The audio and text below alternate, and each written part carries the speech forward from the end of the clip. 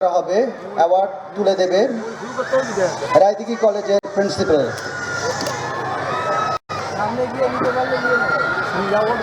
Principal সাহেবকে আমি অনুরোধ করব অ্যাওয়ার্ডটা তুলে দেওয়ার জন্য।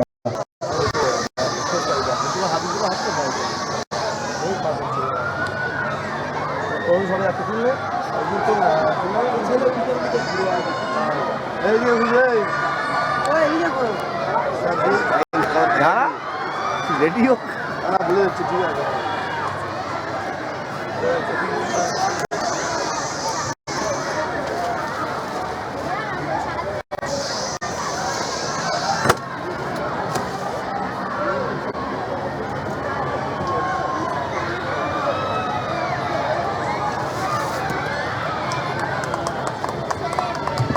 একটা জোরে করতালি এই সমস্ত স্টুডেন্টের জন্য যারা দ্বিতীয় স্থান অধিকার করেছে আজ পোস্টার প্রেজেন্টেশনে। এরপরে আমরা তৃতীয় স্থান অধিকার করেছে যে সমস্ত স্টুডেন্টরা তাদের নাম ঘোষণা করতে চলেছি। যোগেন্দ্রপুর হাই স্কুলের পক্ষ থেকে প্রিয়াঙ্কা গায়েন, সুমনা গিরি, জিৎ মিস্ত্রি। প্রিয়াঙ্কা গায়েন, সুমনা গিরি, জিৎ মিস্ত্রি উপস্থিত আছে যোগেন্দ্রপুর হাই স্কুল থেকে এবং তারা তৃতীয় স্থান অধিকার করেছেন।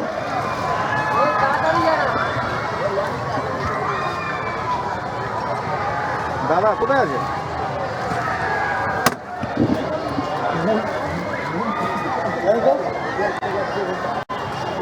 যোগেন্দ্রপুর হাই স্কুলের ছাত্রীরা উপস্থিত হয়েছে, তাদের হাতে অ্যাওয়ার্ড এবং সার্টিফিকেট তুলে দিচ্ছেন মূল প্রোগ্রাম সুপ্রিম কোর্টের অন্যতম অ্যাডভোকেট মাননীয় নারায়ণ চন্দ্র দাস। ব্র্যান্ড ভিউটা বাড়ি দিলে হয়ে যাবে।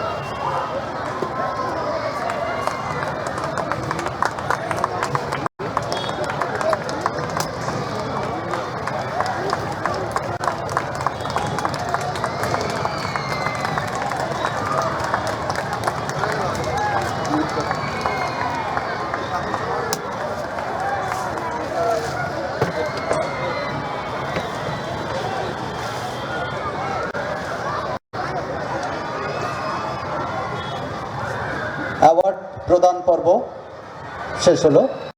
এখন আবারও একটি নৃত্য, কোরাস নৃত্য, গাছ লাগাও প্রাণ বাঁচাও। নৃত্যে সুস্মিতা, রীতা, সুমনা, রিক্তা। গাছ লাগাও প্রাণ বাঁচাও।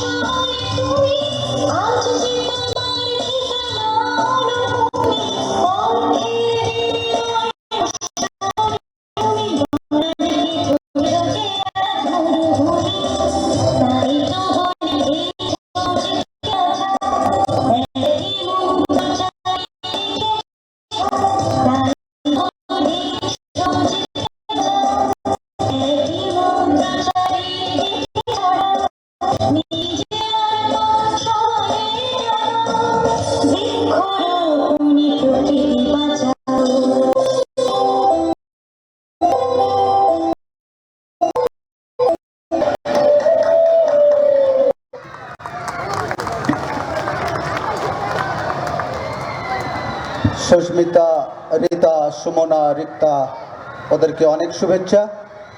এখন আবারও আমরা একটি বক্তব্য শুনব। বক্তব্য প্রদান করবেন রায়দিঘি কলেজের মাননীয় প্রিন্সিপাল সাহেব। তাকে অনুরোধ করছি কিছু বলার জন্য। মাননীয় প্রিন্সিপাল, রায়দিঘি কলেজ।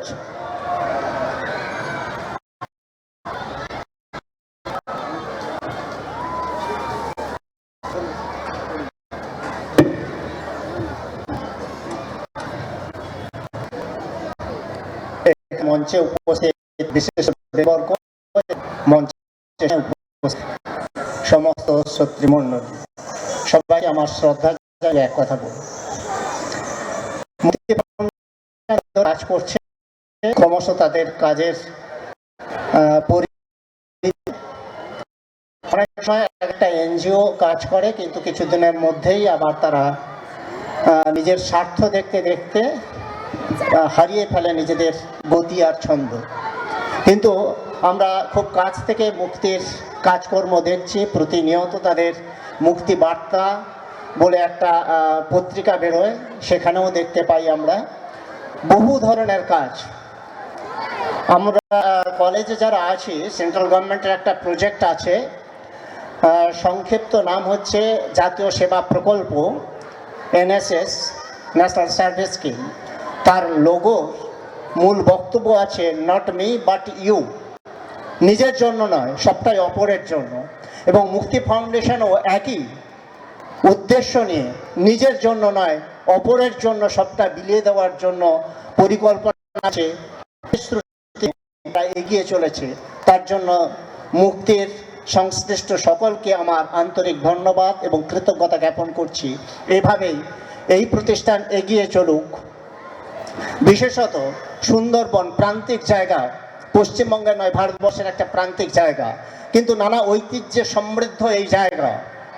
এর প্রত্নতাত্ত্বিক যে নিদর্শনগুলো আছে অত্যন্ত গর্বের, সেগুলো এখনো অনাবিষ্কৃত থেকে গেছে। কিছু কিছু ঐতিহাসিকরা আবিষ্কার করার চেষ্টা করছে। আর এই অঞ্চলের যে ভূপ্রকৃতিগত বৈশিষ্ট্য, সেটাও অত্যন্ত গর্বের। তার কারণ এখানেই একমাত্র জায়গা যেখানে ম্যানগ্রোভ উদ্ভিদ রয়েছে বা বাদাবন রয়েছে, যেটাকে প্রচুর পরিমাণে অক্সিজেন আমাদের সাপ্লাই দেয়। ভারতবর্ষের এই একটা যেটা ঐতিহ্য, সেই সুন্দরবন অঞ্চলে শঙ্কর বাবু তার মুক্তি সংগঠন। এই সংগঠনে যে আমাদের ভারতবর্ষের নানান প্রান্তে যে প্রাকৃতিকগুলো আসে, তার অন্য এই প্রাকৃতিক বিপদ মুখোমুখি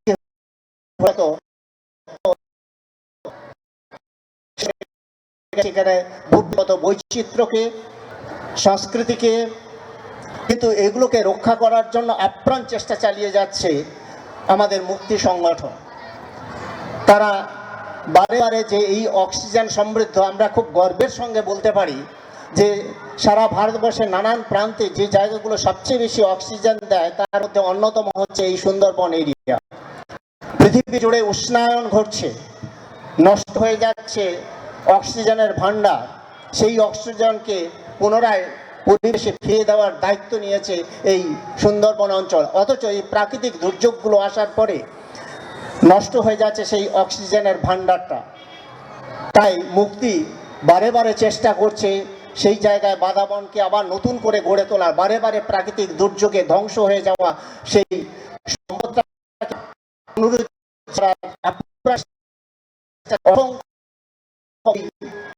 বাদাবনকে তৈরির কাজে নিযুক্ত রয়েছে। আপনার আশ্চর্য মনে হয় আপনাদের কাছে যে যে প্রাকৃতিক সম্পদ নষ্ট হচ্ছে, বাদাবন নষ্ট হচ্ছে, বিশ্বের সঙ্গে সমানভাবে দীর্ঘ পরিকল্পনা বৃহৎ কর্মসূচির সামিল হয়েছে মুক্তি। আমরা এই এর সঙ্গে সংযুক্ত এই সুন্দরবনের প্রান্তিক অঞ্চলে একটি সংগঠন যুক্ত হয়েছে এত গর্বে, অনেকের কাছে এটা জানা নেই।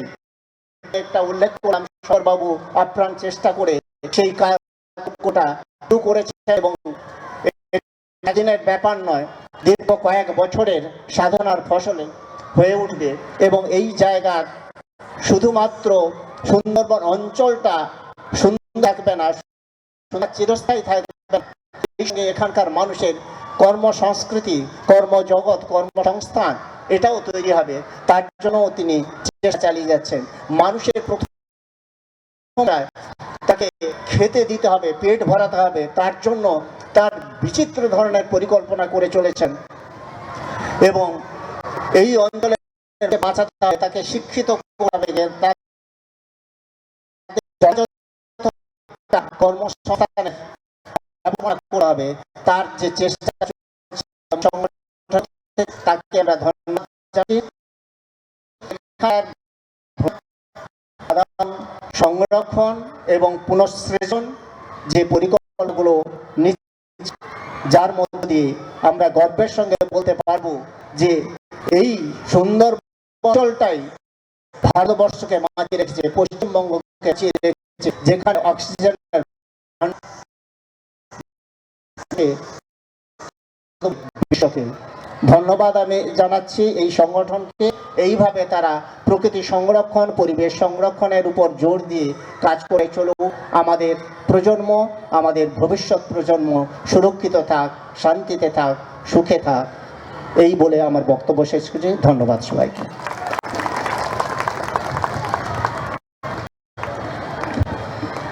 সম্মানীয় প্রিন্সিপাল রায়দিঘি কলেজ, তিনি এতক্ষণ বক্তব্য রাখলেন, তার অমূল্য বক্তব্যের জন্য আমি তাকে ধন্যবাদ জানাই। এখন একটি কবিতা আবৃত্তিকার শোভনা ভান্ডারী, শোভনাকে মঞ্চে আসার জন্য আহ্বান করি। আর কয়েকদিন পরেই আমাদের প্রিয় মনের বাঙালির অহংকার চন্দ্র বসুর দিন, তাঁরই স্মরণ করে শোভনা এখন আবৃত্তি করবে প্রিয় নেতাজি।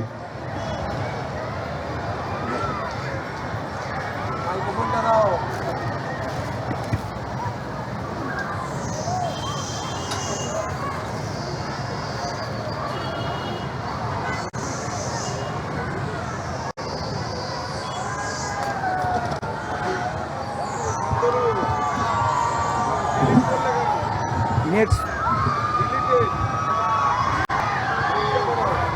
হ্যালো হ্যালো নেক্সট নমস্কার।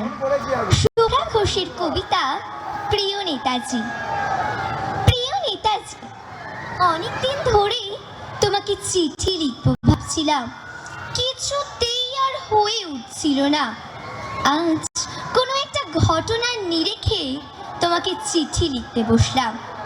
ছেলেবেলায় আমাদের দোতলার ড্রয়িং রুমে তোমার ছবি, জন্মদিনে পেতাম বই, সেখানেও তুমি, বাবার গল্পে তোমার বীরত্ব, দেখতে দেখতে শুনতে শুনতে ক্রমে আমিও তোমার ভক্ত। বাবা বলতেন ইন্ডিয়ার আর একজন নেতাজির দরকার ছিল। মা গাইতেন বীর সুভাষের মহান দেশ। দাদু বলতেন ছেলেটাকে ওরা শেষ করে দিল। আমার চোখে তখন আঁচলের খুঁট।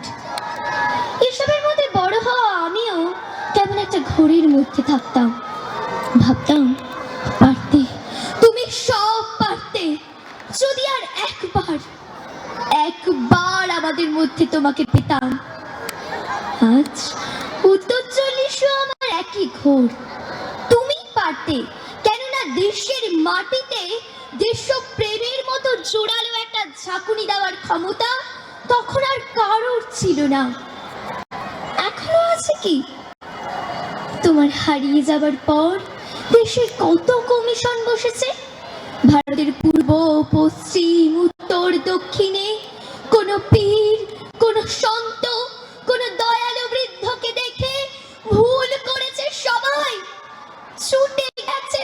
মনে করে, কিন্তু ফিরেছে মাথা নেড়ে, তবু তোমাকে পাওয়ার আশায় বুক বেঁধেছে। তুমি তো শুধু বসুবাড়ির নও, গোটা ভারতবর্ষের মণিকোঠার হীরক, যারা আলোর শুদ্ধতা আলোকে সাদা করতে পারে। এই বিশ্বাসে ভর করে সবাই ভেবেছিল তুমি আসবে আসবে, কিন্তু এলে না। কেটে গেল অনেকগুলো বছর, পেরিয়ে এলাম জীবনের অনেক খুঁজি। তুমি এখন বিমানবন্দরে, সভা সমিতিতে, রিসার্চ ব্যুরোতে, এমনকি ছেলের নামকরণেও। শুধু হৃদয় যেন তোলা দেয় না।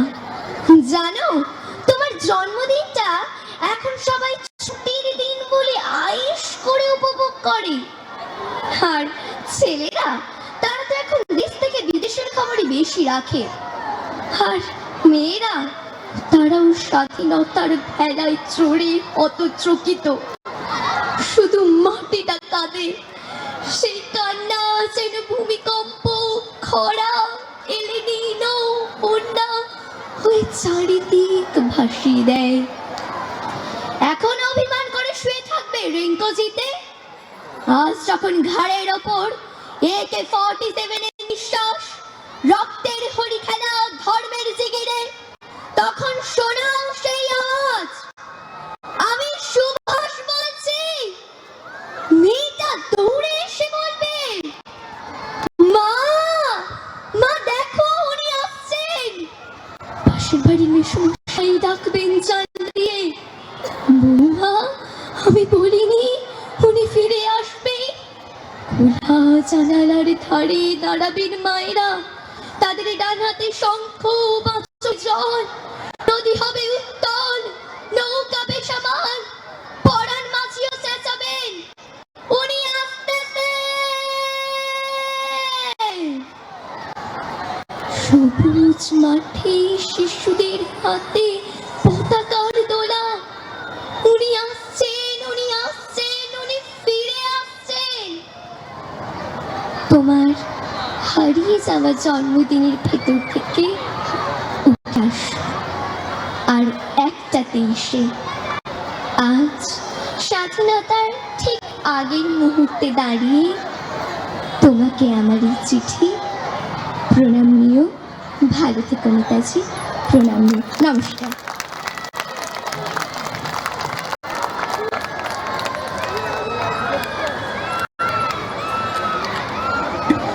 শোভনাকে অনেক শুভেচ্ছা। এখন আমরা বক্তব্য শুনবো। আমাদের সামনে বক্তব্য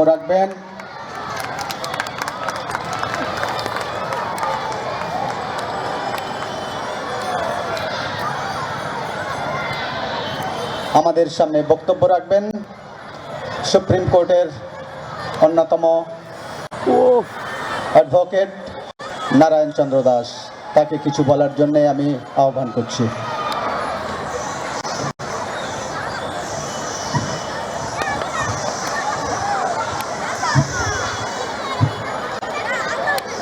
সবাইকে আমার প্রণাম, নমস্কার, সালাম এবং অনেক অনেক আন্তরিক অভিনন্দন ইংরেজি নববর্ষ 2025 উপলক্ষে। হ্যাপি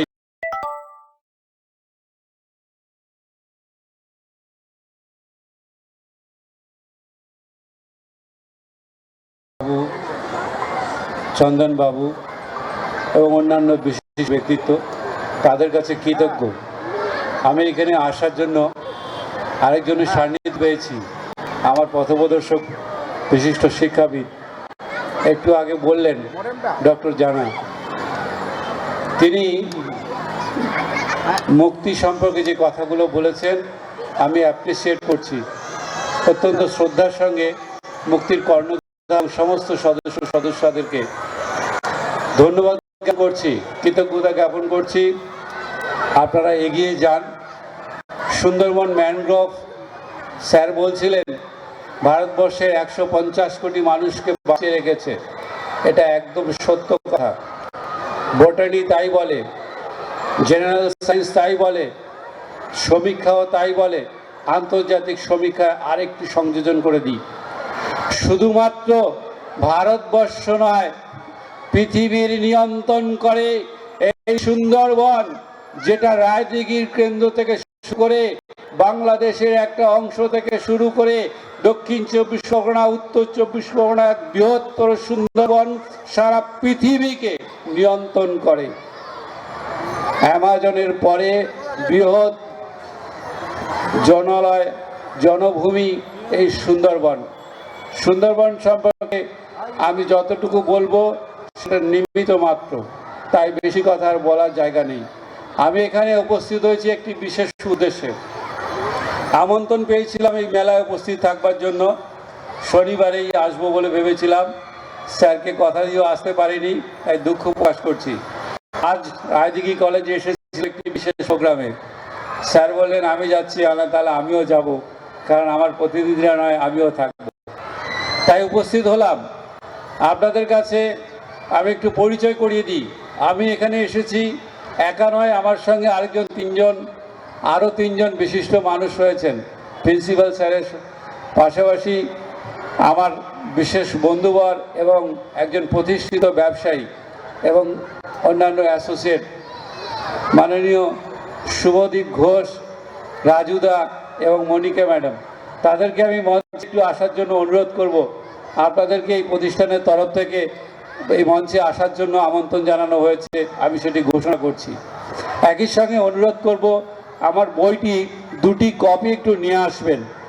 দুটি বই আমি এখানে দুজন বিশিষ্ট ব্যক্তিকে সম্মানার্থে এটা দিতে চাই। বইটি সম্পর্কে আমি সংক্ষেপে সামান্য একটু পরিচয় দিতে চাই।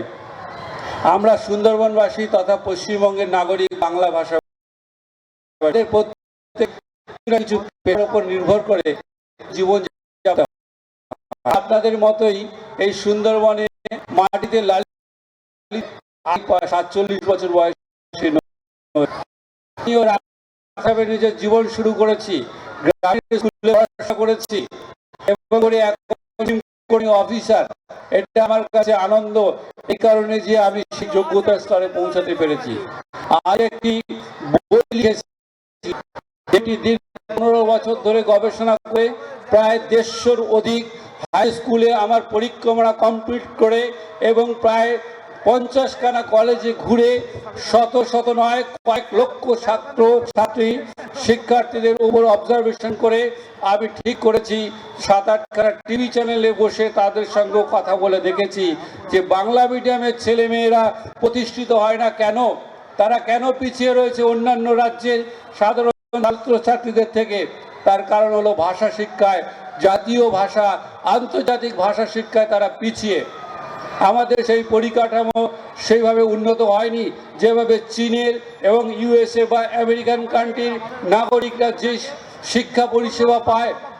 তারা স্বভাবতই যে শিক্ষা পায় তার পরিপ্রেক্ষিতে প্রতি বছর আমেরিকাতে 40খানা নোবেল প্রাইজ পেলে আমাদের ভারতবর্ষে 70 বছর বয়সে মাত্র 12খানা নোবেল প্রাইজ পায়।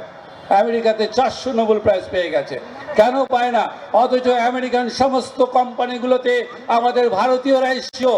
শুনলে আপনারা খুশি হবেন। আপনারা জানেন ব্রিটেনের যিনি রাষ্ট্রপতি তিনি কিন্তু আমাদের প্রধানমন্ত্রী, তিনি কিন্তু আমাদের ভারতীয় বংশোদ্ভূত ব্যক্তিত্ব। আপনারা জানেন অনেকেই শিক্ষিত সমাজের।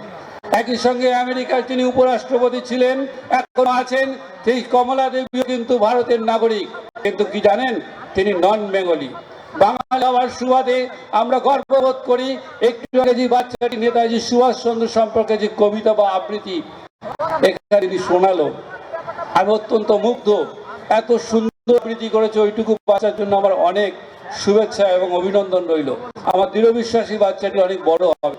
আপনারা জানেন এই নেতাজি সুভাষচন্দ্র বসু মাত্র 6 মাসের প্রস্তুতিতে তিনি আইএএস পাস করেছিলেন। তিনি চাইলে রাজকীয় জীবন উপভোগ করতে পারতেন, কিন্তু তিনি কি করলেন? বাংলার তখন প্রায় দাঁড়িয়ে 30 কোটি মানুষের জন্য তিনি নিজের জীবনকে আত্মত্যাগের জায়গায় পৌঁছে দেওয়ার জন্য সিদ্ধান্ত নিলেন। নিজের প্রচেষ্টায় তিনি ইংরেজ বাহিনীর বিরুদ্ধে এবং আমাদের দেশে কিছু ইংরেজদের অনুচরদের বিরুদ্ধে একটা সশস্ত্র বাহিনী এবং প্রতিবাদী আন্দোলন গড়ে তুললেন। আজ মুক্তি সংগঠন যেভাবে সামাজিক বন্ধন তৈরি করছে, তাতে অনেক পিছিয়ে পড়া, দুস্থ, অবহেলিত এবং বন্যার ত্রাণে ক্ষতিগ্রস্ত মানুষের পাশে তারা দাঁড়াচ্ছে। আমি ধন্যবাদ জানাই। নেতাজির সঙ্গে তুলনা করছি না, তার তুলনা হয় না। আমরা এই নেতাজিদের মতো মহান মহাপুরুষদের অনুপ্রেরণায় ত্যাগ স্বীকার করতেই কিন্তু মাঠে ময়দানে নেমেছি। মনে রাখবেন, নেতাজি বলুন, রবীন্দ্রনাথ বলুন, রামমোহন রায় বলুন, বিদ্যাসাগর বলুন, তারা বিখ্যাত হয়েছেন কর্মগুণে এবং তার প্রথম কর্ম ছিল দেশের প্রতি আত্মদান এবং সেটা প্রকাশ করবার জন্য তারা আত্মস্থ করেছিলেন ভাষা শিক্ষা। তারা একাধিক ভাষায় দক্ষ ছিলেন। আর যারা আইএস আইপিএস থেকে শুরু করে, প্রিন্সিপাল থেকে শুরু করে, অধ্যাপক থেকে শুরু করে, বিডিও থেকে শুরু করে, শিক্ষক